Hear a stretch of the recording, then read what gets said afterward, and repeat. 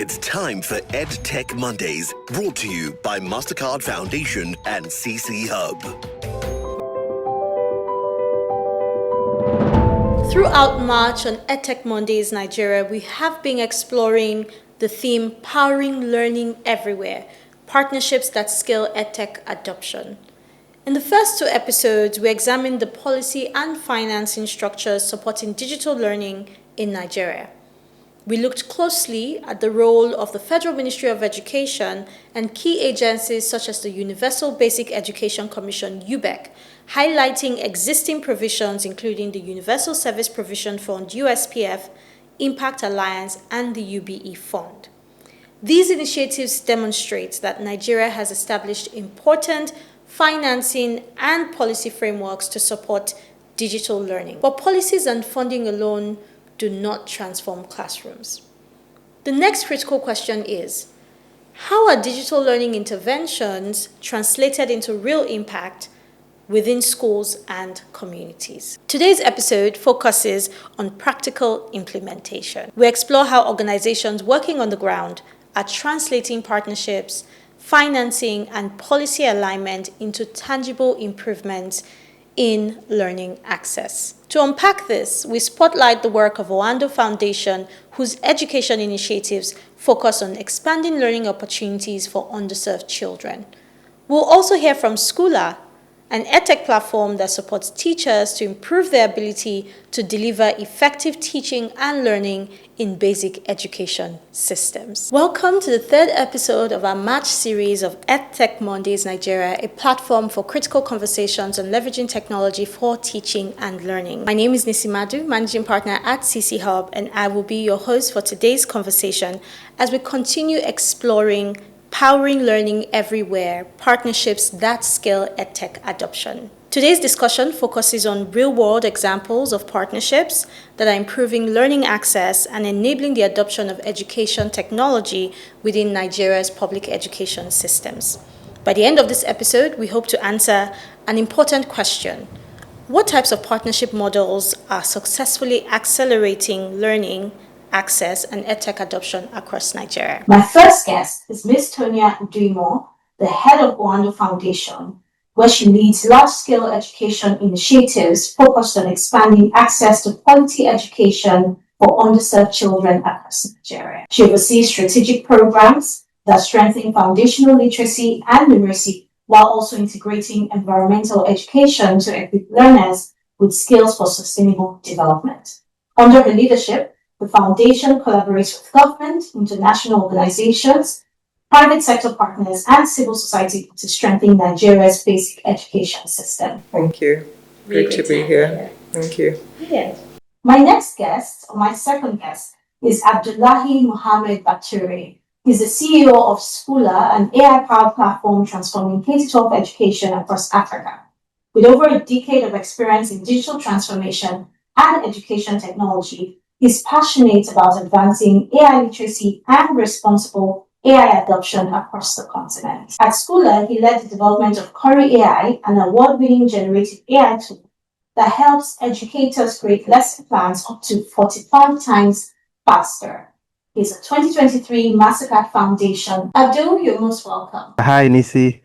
Thank you, and I'm excited to be here. As Nigeria moves towards a coordinated national vision for digital learning, the federal government has developed the country's first ever National EdTech Strategy, an initiative jointly led by the Federal Ministry of Education and the Federal Ministry of Communications, Innovation and Digital Economy, with support from partners like the Mastercard Foundation and the World Bank Group. The National EdTech Strategy establishes an integrated approach to digital transformation in education, linking infrastructure, interoperable data systems, digital competency, sustainable financing and governance, and the safe use of artificial intelligence. As part of this process, the National EdTech Strategy feedback platform has been launched to gather insights from various ecosystem stakeholders, from educators, EdTech innovators, and school leaders.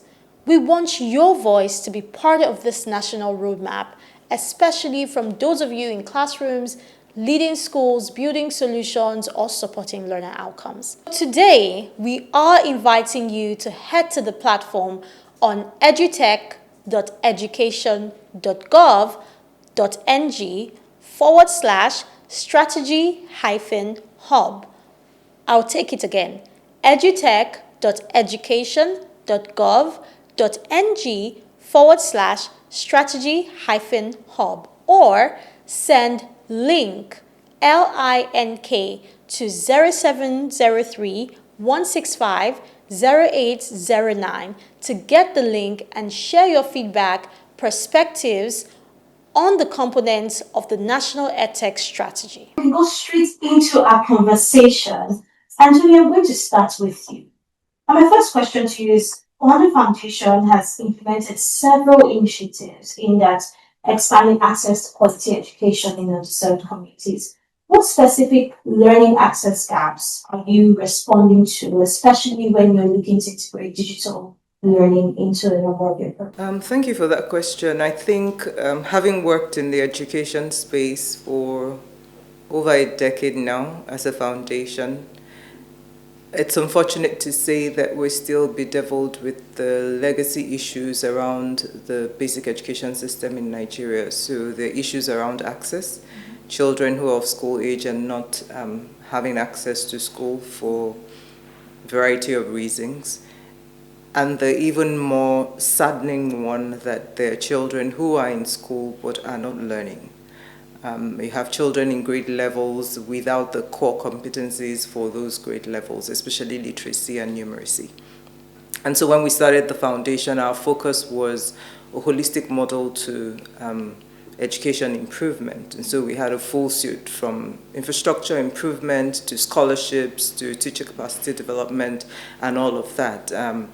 But in 2021-22, we had a review of the strategy, of course, largely as a result of learnings from the pilot phase of our early implementation, but also with the results of COVID. So we know that a lot of children in the public school system during COVID were not learning like their counterparts in the private school system, in the private schools, and this was largely because they didn't have access to digital technology. And so there was a learning slide. And so the focus for us was, first, how do we bridge this learning slide, but more importantly now ensure that children who are in school are gaining the right skills, especially literacy and numeracy, to help them transition and move on. So the focus for the foundation now is foundational learning. Early childcare, because pre-primary is important. Cognitive skills are developed in the earlier years, and so pre-primary education through our early childcare program, as well as foundational learning improvement through the FLIP program. Thank you very much for that, Tonia. I think you've touched on very important aspects.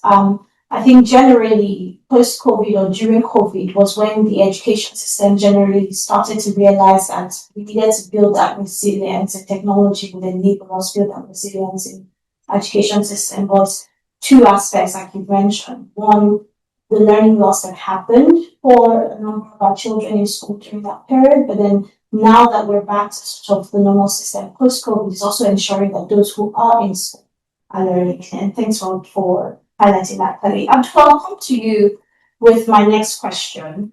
And you've been running Schoola for a number of years now, and also with Korean. And so, can you share what key alignment challenges have you encountered when working with the public sector, especially trying to align your solution to the curriculum or to the system, as well as also taking into consideration that you are a business and you have your private sector operational, realities? How do you align those two things? Thank you very much, Nisi. Well, we also began Schoola during the COVID lockdowns. I think we went all out at Schoola during the lockdowns, when all key stakeholders now believe that, technology is the way that can keep the doors of learning open. But as far as alignment goes, and especially when we built our tool, the Cori AI tool, the government side, who is the regulator and who, determines the quality of content or what we use to build this generative AI tool, they are not ready for it. You will hear something like we're releasing a new curriculum in September. Now, it took out a lot of time, for us to get anything, and at the end of the day, is not much. So, in terms of alignment, I don't think they have budgets. Not only public schools, large schools don't have tech budgets, and it's a big issue for us from the private sector. At least you want to survive, you want them to agree to pay you an X amount after a pilot. But in the early days, we were able to work with International Rescue Committee, the IRC. They had a project called Opportunities to Learn, and they were able to quickly help us align with some suburbs in Borno and Yola, and we're able to do the pilot. But at the end of the day, these pilots may not go to the next phase if the government or the suburbs don't have that budget. How we align when it comes to the quality of curriculum we've created is we still right behind the back of IRC and UBEC when they wanted to do. We work with the Digital Resource Center from UBEC when they want to create a specific curriculum, and we get people from the NERDC in the room showing us how exactly the processes they use to create this curriculum, and we have been learning. And with the support from the foundation, the Carnegie Mellon University support, we're able to say this is how we use learning science to deliver this content. And they seem to be listening, but as they say, old habits die hard.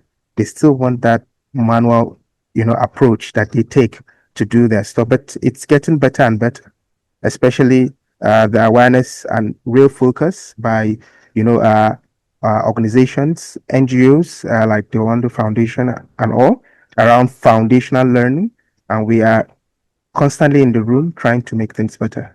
Thanks a lot, Abdul. From what you said, I think key areas of alignment, the first one is around curriculum and ensuring that the tool you're building can fit into the curriculum and can deliver learning in classrooms. But there's also an important element of even being able to pilot your solutions and, talking about who's going to pay. Last week, we had a number of government representatives from Federal Ministry of Education and from UBEC talking about the infrastructure available for financing. But one thing they highlighted was that there's still huge gaps, and they need to work with partners to be able to ensure that they can scale that effectively. And you talked about, the IRC as one of the partners that you had to work with closely to be able to run your pilots. And thank you so much for sharing that. And it brings me to my next question to you, Tonia. Now, you've highlighted your key focus as foundation when you're looking at digital interventions aligned to the broader educational sort of gaps of books that you see. So how do you determine where and how to intervene? I know that you have a number of different programs. How do you decide what communities, schools, where, how do you make that decision, especially whether it has to do with infrastructure and readiness, those things come into play? Yeah, I think we've also had a change in strategy around that. When we started, focus at the time was using the WAEC and NECO results, which states were performing very poorly, use the bottom three as the benchmark, and then engage with the suburbs. I mean, I understand WAEC NECO is for secondary, however, the children must have performed badly in primary and then getting into secondary is just yeah. So what we did at the time was engage with the suburbs. We are not authoritative in the way that we engage with government because our role is more support. They own the schools, and so we should accord them that regard. So we work with them to select schools that are in dire need across local governments where we feel the need. Of course, we would also check the data. Is it true that there are a lot of out-of-school children in these communities? We look at the state of the physical infrastructure and all of that. That was when we were doing the holistic model for school improvement. However, now that we've pivoted to the Learnovate strategy, the focus is slightly different. So for us, we have programs that we have co-designed that help to yield the results we desire. And so it's not a case of seeking for a program or project to support. We have clarity in terms of what kind of interventions would align with what we want to achieve. And so we approach states with that understanding and clarity. But another thing we look out for is proactiveness on the part of the government partners, because just like he had mentioned, it's one thing to pilot an initiative and another thing for that initiative to be sustained after you pull out. So what we always do is get them to sign an MOU to say, we're co-funding this project. And whilst you may not bring physical cash, there are contributions that you will make that would ensure the sustenance of this project. And so yes, we work with the states. So states that are aligned in terms of what we want to achieve, we work with them on one hand. And then we look at projects that development partners, they're fantastic projects, that education projects that development partners have executed. And after the funding is over, they pull out and they're not able to continue. And the states don't sustain it. I believe private funders like ourselves should be able to bridge that gap in terms of scale. So programs that have proven in terms of evidence from the field that this works, it's yielding learning improvements. We want to commit our resources to such projects to scale, and we just completed one of such with the early grade reading, and even working with TAL, the teaching at the right level, for one of the remedial programs in Adamawa State. So on one hand, we have our own structure, our own strategy in terms of the kind of programs that we want to execute. But then we're on the lookout for great programs or projects that are yielding the desired outcome, and we're willing to partner to scale.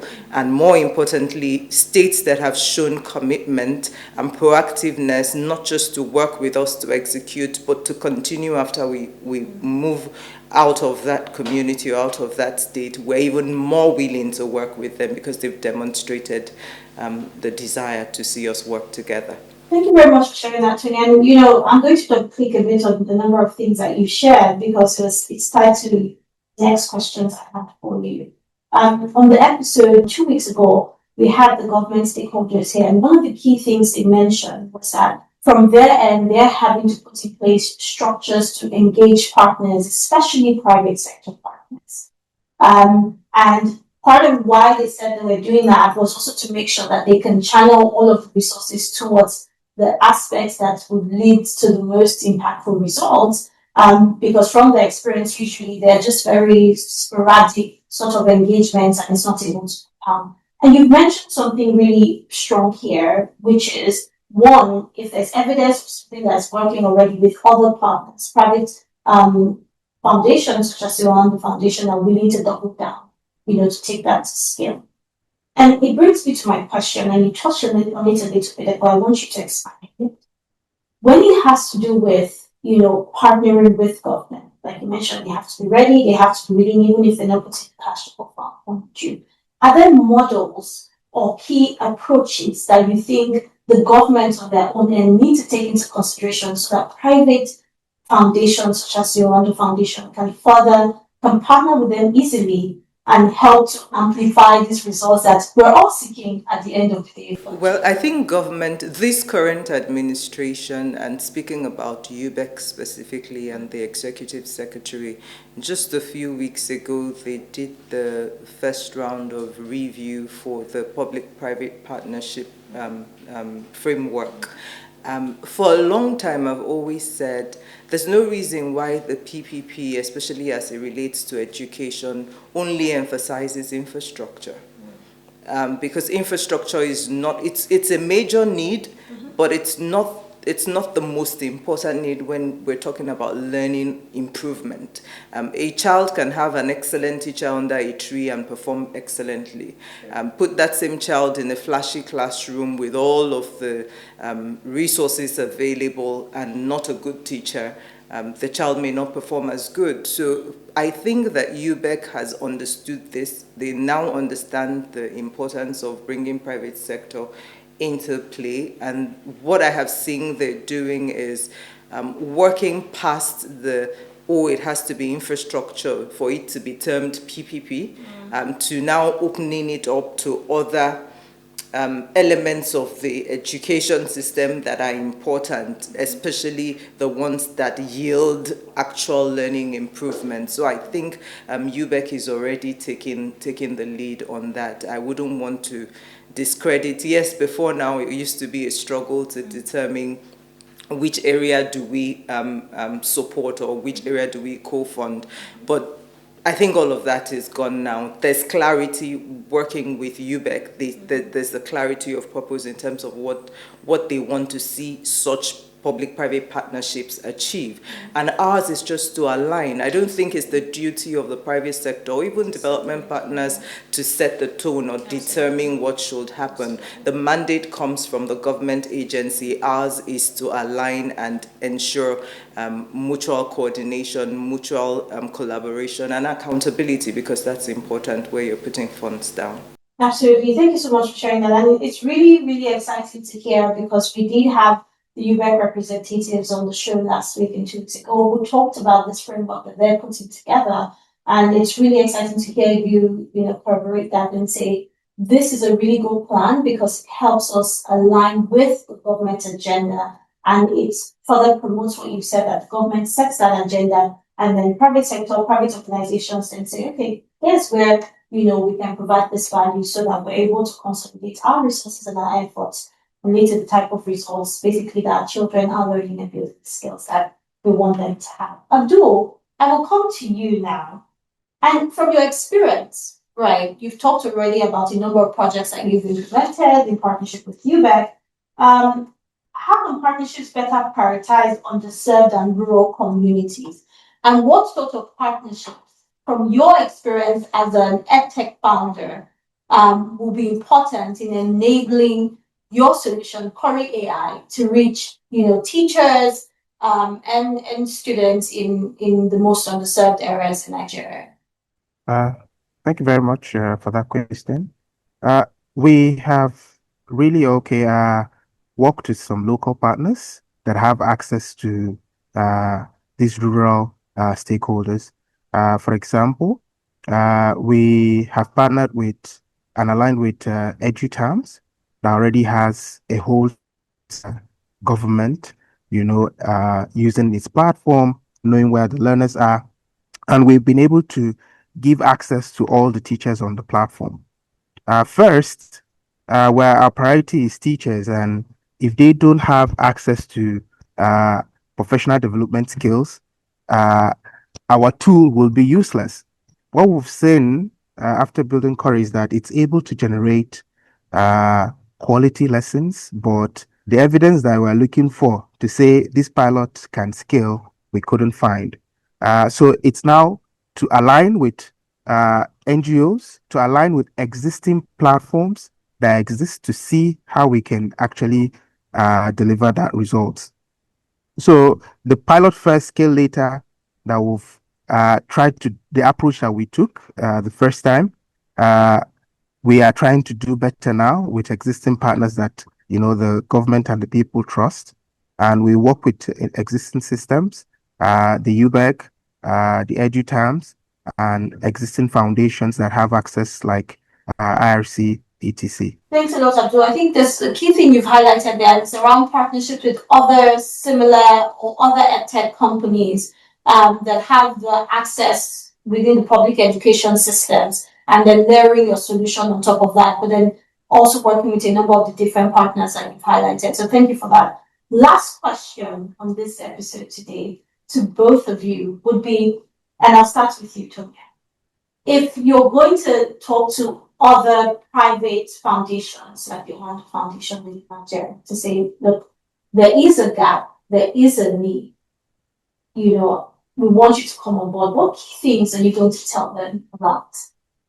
I think we've demonstrated as a foundation, speaking about the Oando Foundation, this is not to blow our horn, but just to say that we've demonstrated what works. And that's what we've always tried to do, to say it's not just sufficient to ask partners or individuals to donate or support. Sometimes the zeal to do so or the desire to do so will be awakened when they see results. And so we've taken the pain over the years. We've remained consistent. Education has been our focus since we started as a foundation. And even though there are new programs like climate resilience programs that are coming on board in addition to the core education we do, education is still at the base of what we do. And the reason why we've remained consistent is because we want to demonstrate what works over time and show impact, especially in the schools. There are over 200 schools that we support across the country to show that when you provide, when all the elements meet at the right spot, you have the right teacher that's trained, has the capacity, you have the adequate learning environment, the education managers or education agencies are well equipped and the system is strengthened. There are resources for the children to learn with. When all of this comes together and monitoring and assessment is infused or integrated into the process, learning will occur and improvements will be evident. And so we've demonstrated this through various programs that as a foundation we have implemented. And another core thing that we've taken on is advocacy. So if you look at the work the foundation does, advocacy is a key pillar within our structure because we realize no organization can, if government can't do it alone, I mean, it would be foolhardy for any organization to think they can do it alone. And so we understand the power of synergy, that it's when we work together. Private sector is competitive in itself, but I always say when it comes to social development issues, it's more collaboration than competition because we are all working towards the same target. We want to see lives improved. We want to see the economy of our nation better position than it is today. So the goal, we want to have more equipped workforce, and we draw from the labor market. And Oando is an indigenous oil and gas firm, and set up the foundation, and it's towards nation building. We want to empower young Nigerians so that when they either get into the labor market or start up businesses on their own, they're contributing not just to their families, but to the economy. And so we see the ripple effect, and it only makes sense that we're active contributors working with government, of course, always with government, because we don't take the place of government, we only support what government is doing. So working with government, that we're able to see not just the results, but encourage other organizations.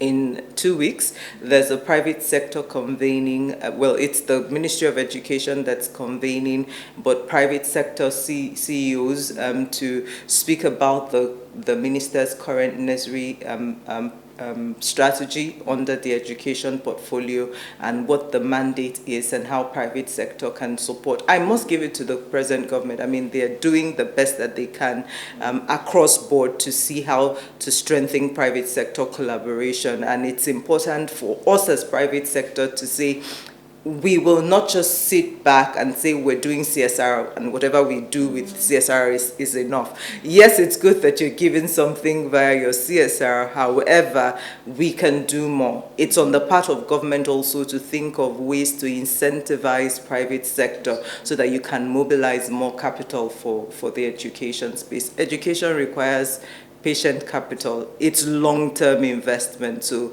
those who really want to support must be willing to throw in all that they've got to see it work. Thank you so much. I think really powerful words there. And your last sentence reminds me of one of the quotes or comments by a government stakeholder of the last 2 episodes. And I might not remember it word for word, and just paraphrasing, but it said something like education is a social service. And it means that everyone in society has to come together to deliver it. It's not just government. And I think it's highlighted very strongly what you said. And key takeaways as well is that for private foundations, the private sector, it's about active contribution. So yes, CSR donations are great, but we need to see ourselves as active contributors, working very closely with government and aligning with government's priorities, and of course, allowing government to set the agenda. Thank you so much for that. Abdul, over to you. What are key things when it has to do with partnerships, whether it's calling on private sector or other EdTech founders or startups like yourself in working very closely to leverage technology and ensuring that truly we're able to power learning everywhere? Well, I'll speak to laying a very good foundation and especially for teachers. Teachers are the ones that will drive change. There's a quote that says, "Who taught the banker banking? Who taught?" And when we look at teacher support systems and teachers' abilities are very, very important. Are we building tools that have evidence that shows teachers' capability to deliver better learnings, or we're just dreaming? Now, you may have a framework that has 1, 2, 3, 4 steps. If you don't have a good foundation, that may not work. So this foundation has to do with teacher motivation. How do we motivate teachers better? Is it better pay? Is it housing? Is it, what are the areas? Who are the partners that will deliver on that? And capacity building, because I'm building digital technology for teachers. I've seen it firsthand that they don't have basic digital literacy skills. What are we doing around that? And modern pedagogy for teachers. How do they teach young learners?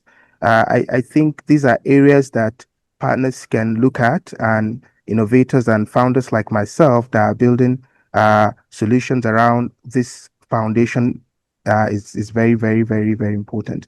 Now, in defining the frameworks and all the policies around these foundational learning, we should have clarity as to what innovators like myself and foundations and NGOs can play a role. Thank you. As we wrap up today's episode, one message stands out clearly.